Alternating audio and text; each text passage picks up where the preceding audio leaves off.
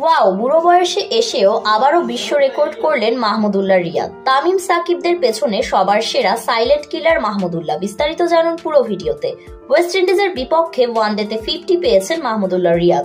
এই ইনিংস খেলার পথে আন্তর্জাতিক ক্রিকেটে 200 ছক্কা পূর্ণ করলেন মাহমুদুল্লাহ। বাংলাদেশের প্রথম ব্যাটার হিসেবে এই মাইলফলক ছুঁয়েছেন তিনি।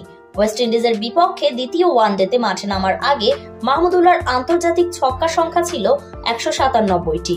সিরিজের প্রথম ওয়ানডেতে 44 বলে 50 রানের অপরাজিত ইনিংস খেলেছেন মাহমুদুল্লাহ, যেখানে সমান 3টি করে 4 ও ছক্কা মেরেছেন এই অভিজ্ঞ ব্যাটার।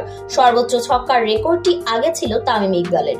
188টি ছক্কার মালিক এই ওপেনার। তামিম খেলেছেন 448 ইনিংস, আর 430 ইনিংসে এই 200 ছক্কা মেরেছেন মাহমুদুল্লাহ।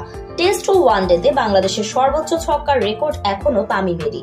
টেস্টে তার ছক্কা 41টি, ওয়ানডেতে 103টি। মাহমুদুল্লাহর ছক্কা এই দুই সংস্করণে 24 ও 99টি। তবে টি-20তে সবচেয়ে বেশি 77 ছক্কায় অনেকটা এগিয়ে গিয়েছেন তিনি।